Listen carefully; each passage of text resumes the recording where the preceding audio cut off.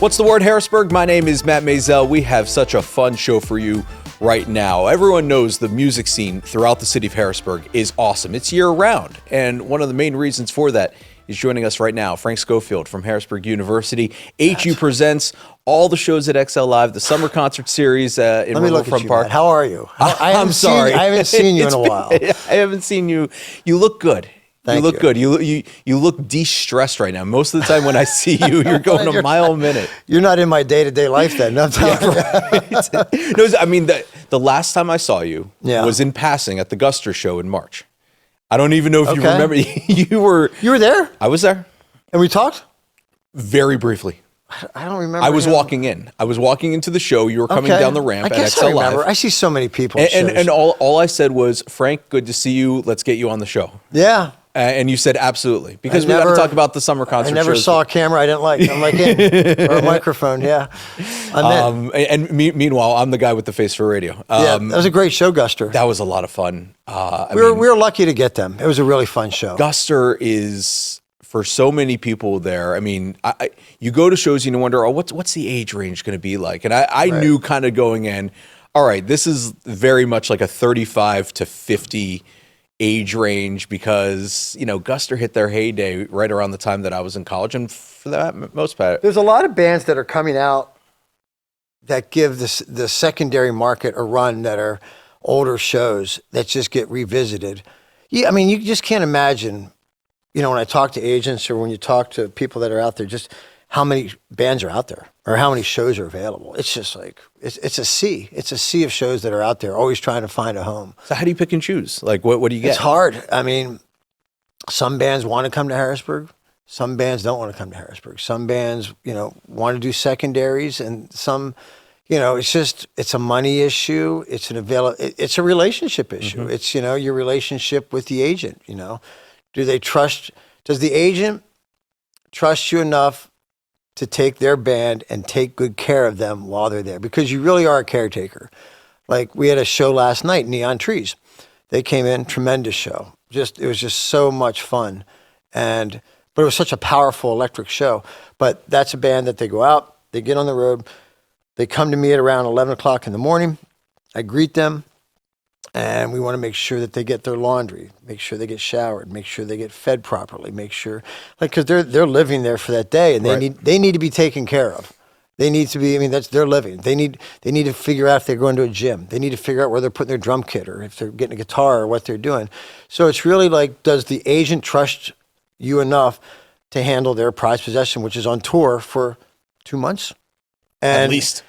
So Neon Trees was here with us last night. They're up in Maine today, and they'll be in Cleveland later. Or they'll go to, so they get routed around, and I'm one of many Franks that they'll come and they say, "How you doing?" And then you greet them and you take care of them, and you just want to make sure they're good the whole night and they have a great experience. And I think that's what we accomplish better than anyone else. Because as the music consumer, as the person who has a ticket that goes to the show, all you see is the 2 to 3 hours that they're on stage, and you paid good money, so you better hope that they put together. But I mean, what you're saying is there's this whole other side to it of, like, they're constantly on the road, they're tired, they're stressed out, they just want a GD shower or a place to lift or run on a treadmill in the morning, and you have to be the one to provide that for them. What's funny is, it's a great point you make. What's funny is when they show up, they're just waking up. So that bus will leave Harrisburg at 2 a.m.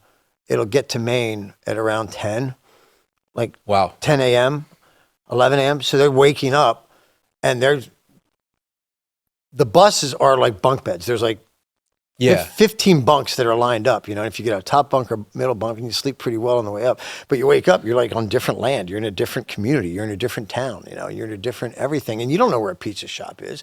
You don't know where a store is. You might need a lamp, or you might need some kind of accessory for a razor blade. Like, you don't know where to go. You don't know what to do.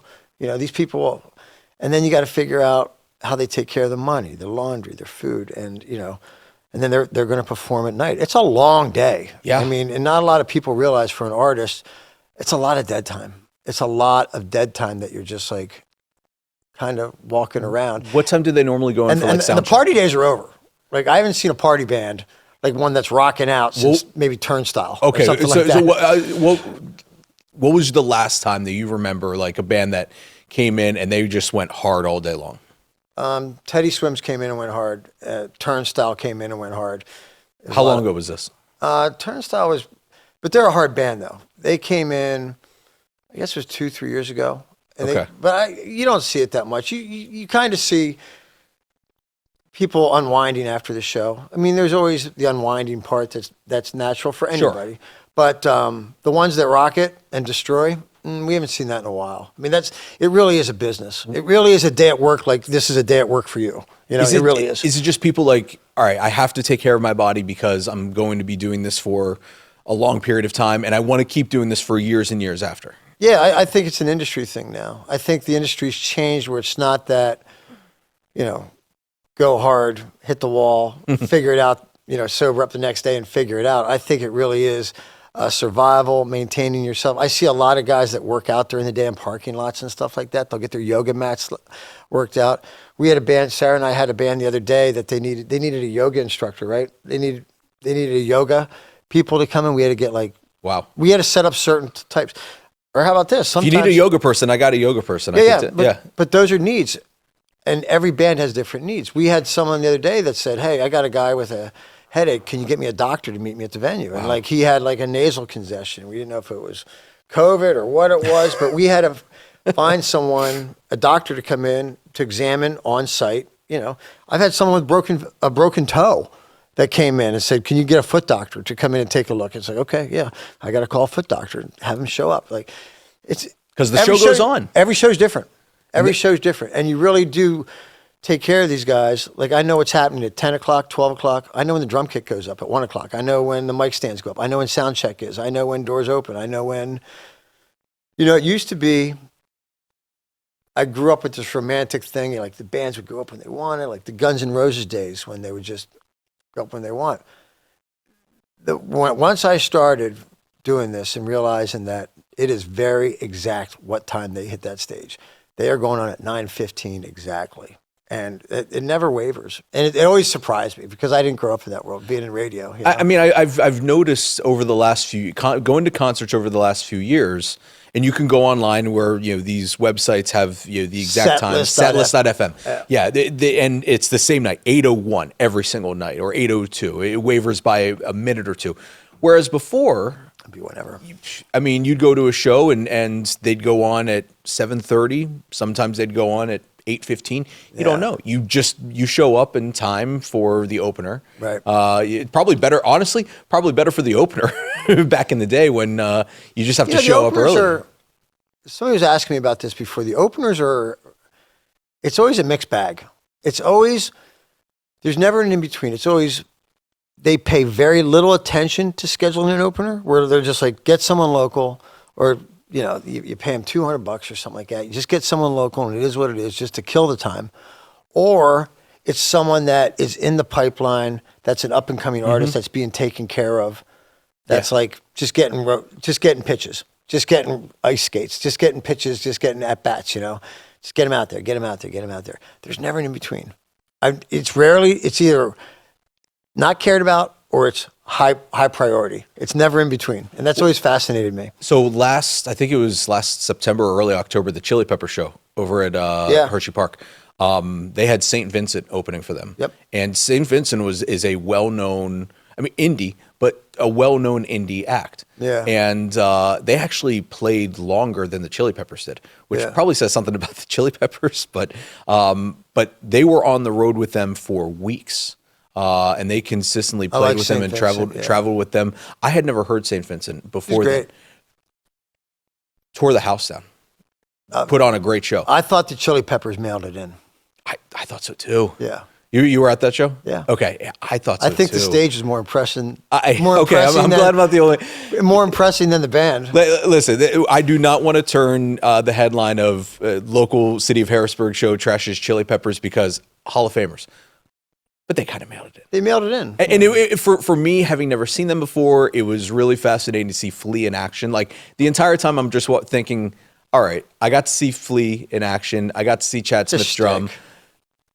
But that was that. Yeah, there good. wasn't much else to it. Yeah, I agree with you. We're on the same page. All right. So go back to what I was saying before, though. Everything that you're talking about, all the things that you got a checklist during the day, and that is, it better be good because you want them to come back next year or the year after that when they're on tour again. So last night I sent an email.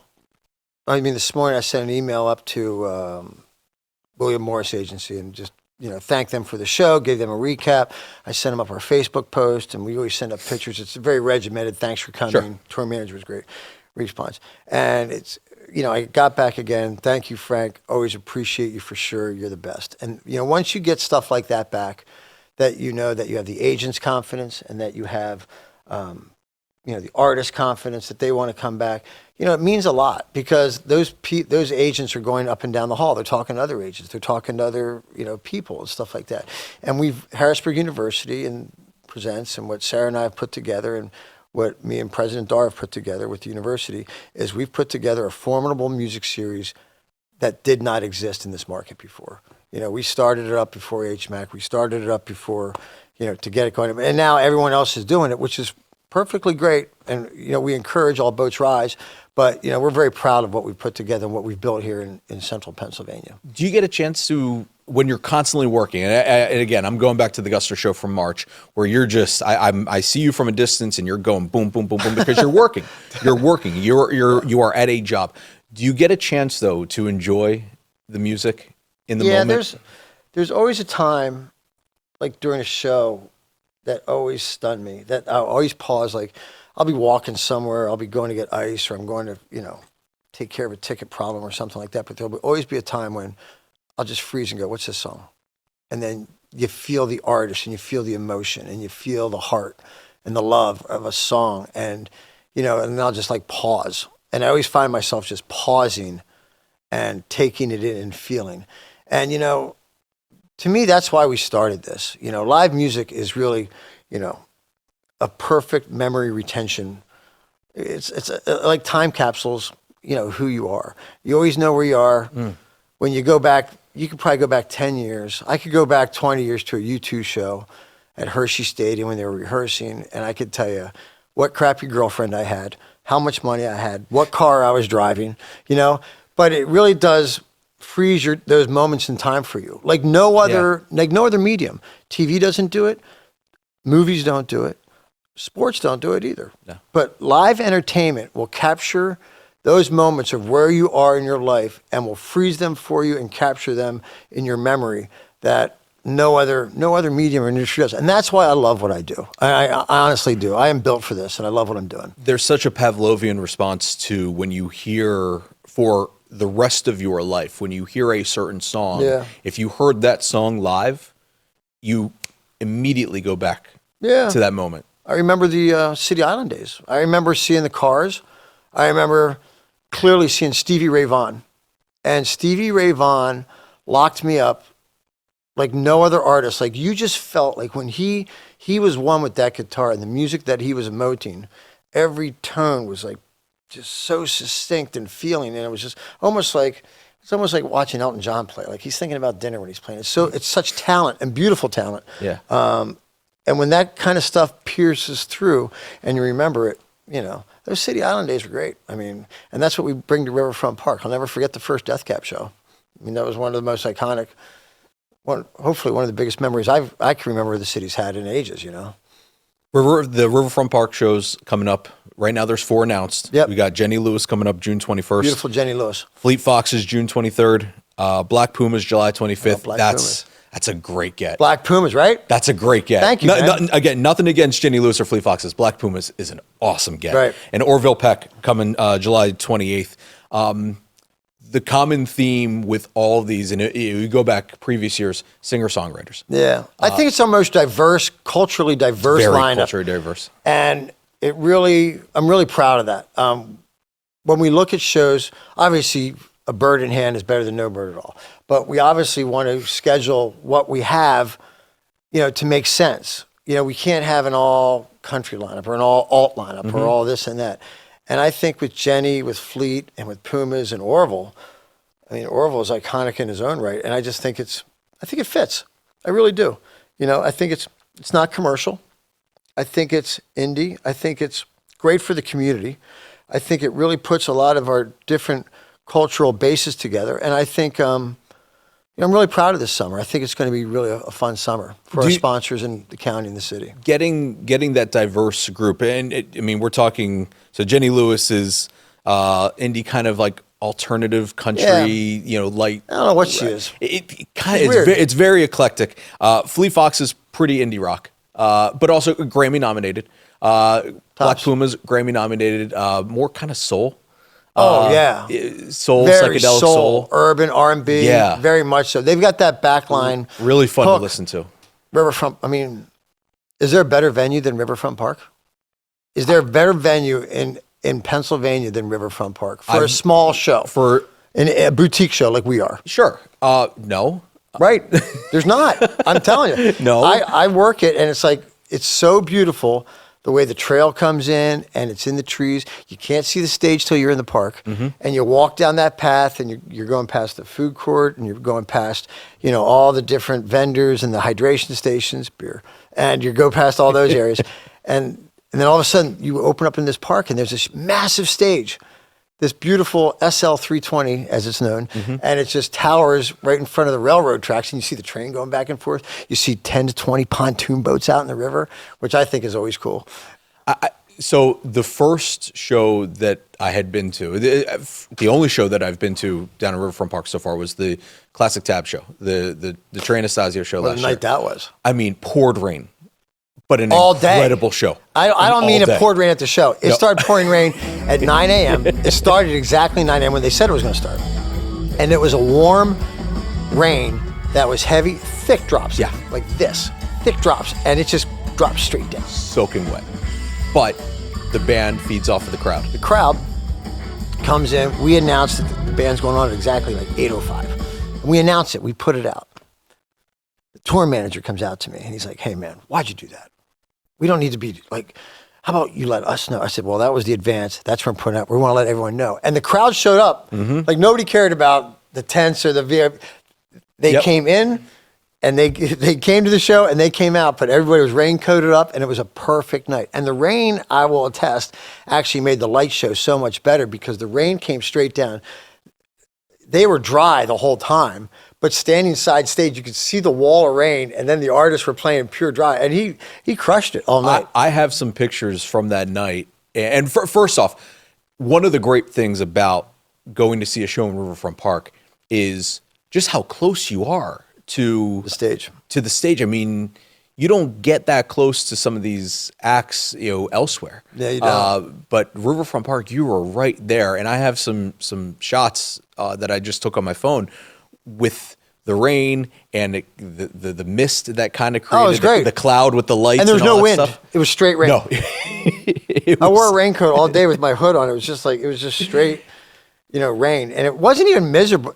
It wasn't even miserable. It was just rain. You're right. I mean, because everyone's like, "You still going to do it?" I was like, we have no reason to cancel it. The lights are good. I mean, the sound's good. The park's good, and people are going to come. And plus, we didn't want to move it. No. By the way, speaking of Trey. Yeah. The footage that's coming out Are of we talking about the Sphere? I knew we would. So I went to. I'm like a schoolboy, and I'm excited. Yeah. So I went now. to I went to a U2 show. Okay. And at Sphere? At the Sphere. Okay. And I experienced that, and I said to myself, it was tough for me to see U2 there because it kind of got to the point where I felt like they aged at that moment because they didn't have their main drummer. It didn't have that pop. U2 had the missed opportunity of being the first, but they were always lucky to be the first. I don't think they knew what they had when they had it. Meaning they didn't really drive it all out and open it up like a Porsche and like go 200 miles down a highway. The Fish footage, knowing that I was there, knowing what it's like in there, it's jaw-dropping. Yeah. It is jaw-dropping what Fish, and I said this to someone else. I said, because it's just trickling out. Like everyone has a different video. It's either the robot or it's this or that, and it's all these different things. But it is jaw-dropping what they are doing with that Sphere. And it's almost to the point of, does the band have to be there? It's like the band is so small compared to the video wall of the Sphere. Yeah.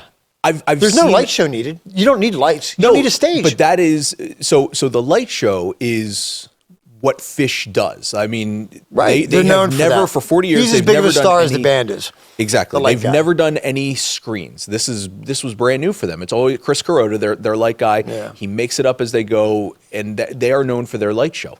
And that's what made this so unique, is that for U2 did 40 shows, and it was the same show 40 nights. Same show, yep.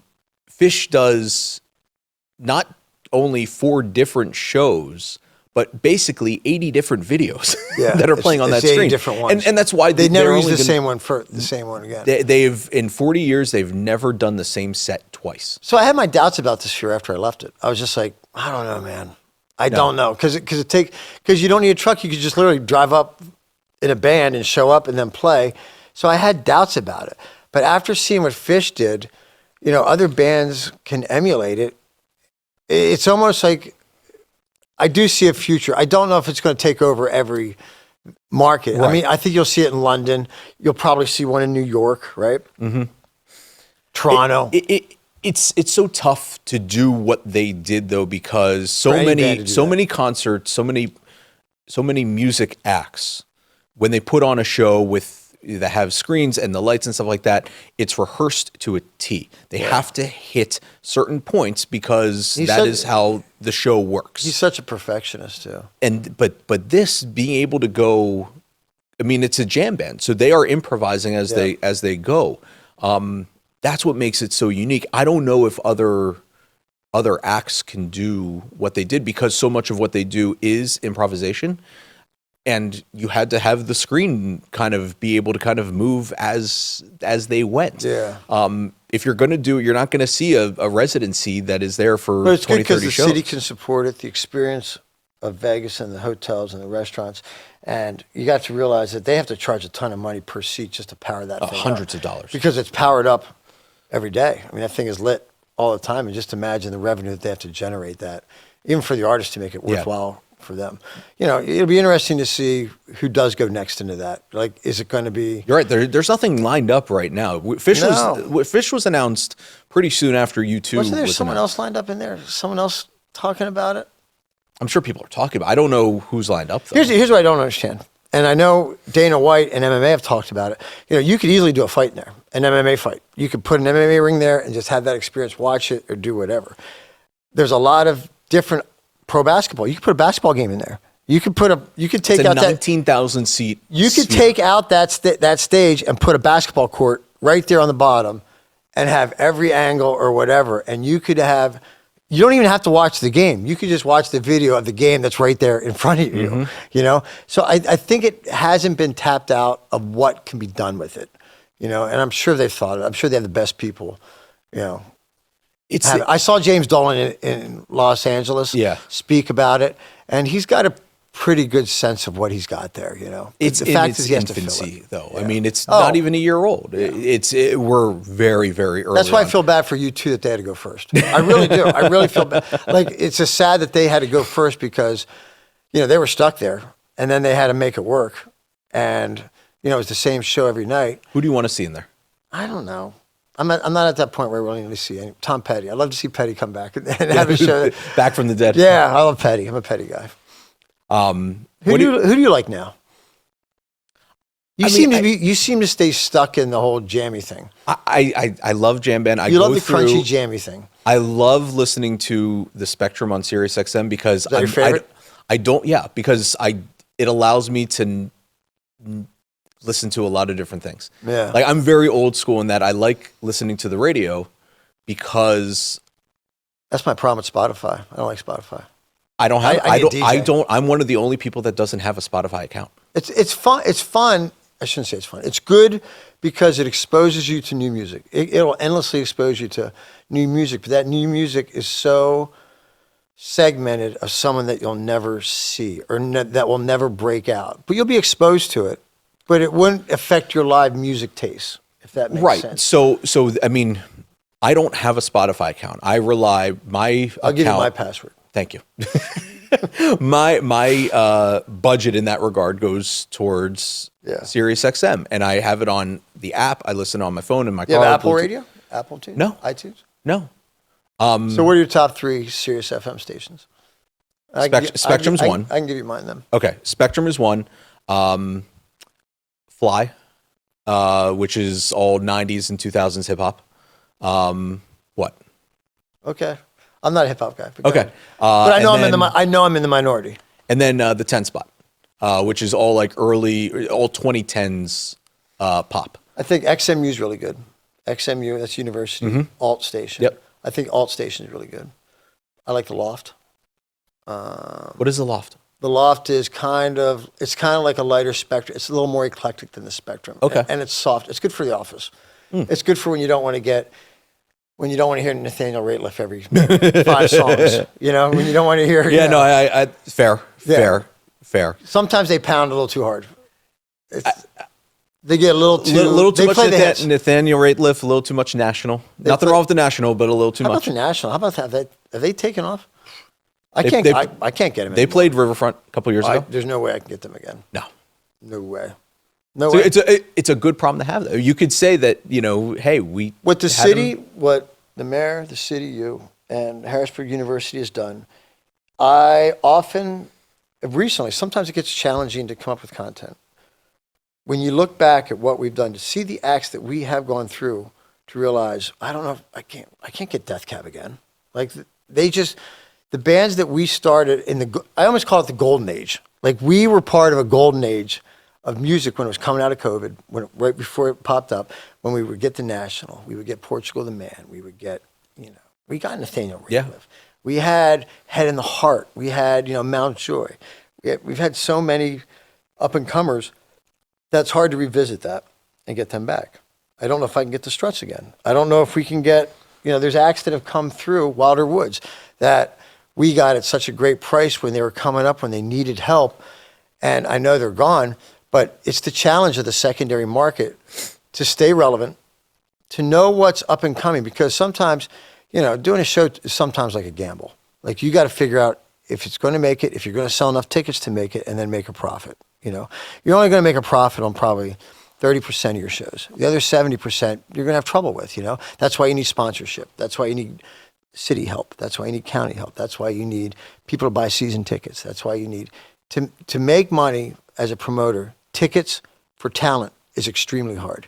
And right now in the industry, there's a growing wave of the prices are going through the roof. Artists are asking for stupid money just to come in. Now, if you want it to come in just for branding to say you have them, good, but you're going to lose money on it. That bubble is not going to, it's almost like a bubble.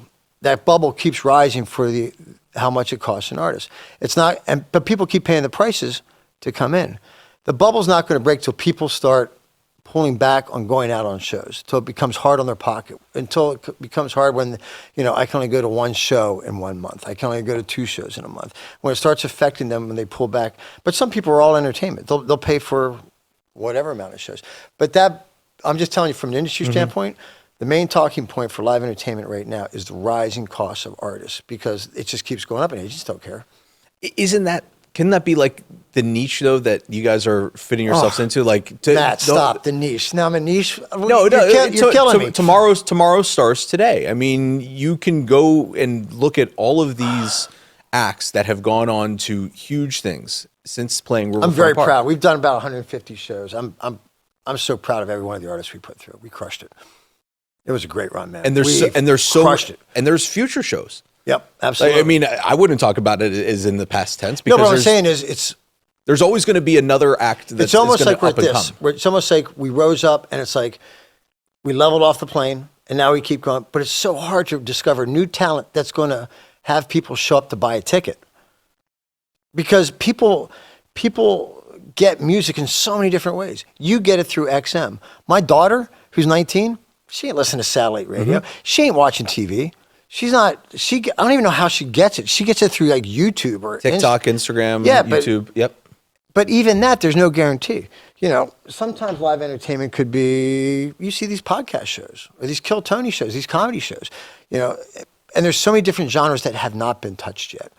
We touched our market that we have, but people don't get it through radio. They don't get it the way people consume live entertainment and music, it just keeps diversifying, and it makes it so much harder for the live entertainment promoter to figure out, okay, what is it? Because they're just everywhere. You know, it's really hard to put your head around. Yeah, I mean, and I know some of the shows that are. I'd rather have your up. job than my job sometimes. I'm telling you right now. I don't know about that. But I mean, you have some of the shows. Yeah, Jenny Lewis has been around for a while. Fleet Foxes is up and. I mean, they're somewhat up and coming. Yeah, they've made a name for themselves. We have a bunch of shows we have not announced yet, and we keep. We have Frank Turner coming back. Mm-hmm. That's a monster show. Yeah. Rodrigo and Gabriella. That's an awesome duo, instrumental Latin couple that